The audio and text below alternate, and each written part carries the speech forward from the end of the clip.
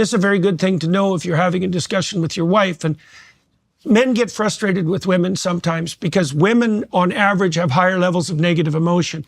And so that means that they're more children and survival. Well, they have their reasons. Yeah, very big reasons. They have their reasons. And they're prey. The thing that they've done most of life. Men have been the thing that could screw things up. Right? They have their reasons. And they're bigger and they're stronger, right? But what it means is that they're more sensitive to environmental disruptions on average. And then they try to communicate that to men, but it isn't necessarily the case that their alarm system, which indicates a problem, is differentiated enough to specify it precisely. So partly what you're trying to do when you're talking to your wife and she brings you a concern is to find out the question, which is what you just said. Yes. There's a problem, but there's a question in that, right? And one of the errors that men make when they're listening to women is that they presume the question too rapidly and jump to the solution without allowing Or another consideration is, they don't want you to solve the problem right now, and men are focused on solving problems. That's how we move up in the hierarchy. They want connection, they want caring, they want empathy first and foremost. And so if you're busy giving the solution, I've made this mistake so many times, Jordan, in the beginning, because I'm wired. I'm wired to give people solutions. That's what my whole life has been.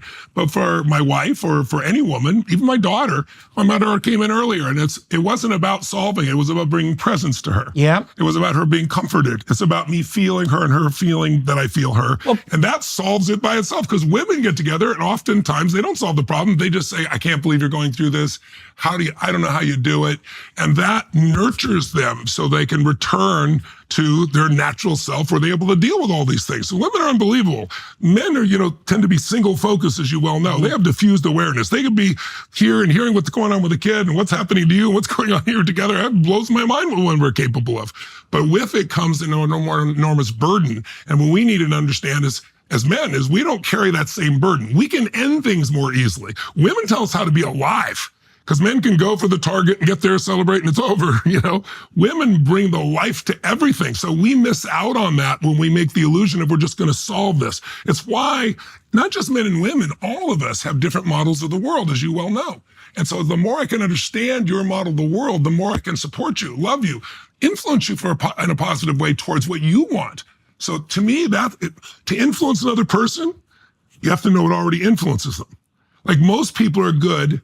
I look at what creates an extraordinary life. I think it is leadership. And to me, leadership is influence. And influence is the ability to shape the thoughts, feelings, and emotions in a positive way. You can influence in a negative way, the quality of someone's life. Whether it be your kid, whether it be your friend, has to start with you. You can't do it yourself. You can't do it with anybody else.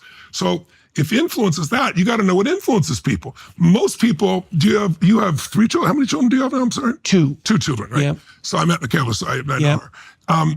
If most people have not a favorite child, but they have an easier child. Was that true in your experience?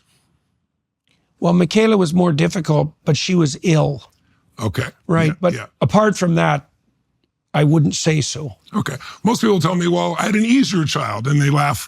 And I said, now, was that child more like you or more like someone else? And they all laugh because the one that have great influence is the one that's more like them, right? But the real secret to influence is being able to influence anyone by understanding what's already influencing them. Of course, when you tell the child that's like you to clean the room the way that worked for you, it works.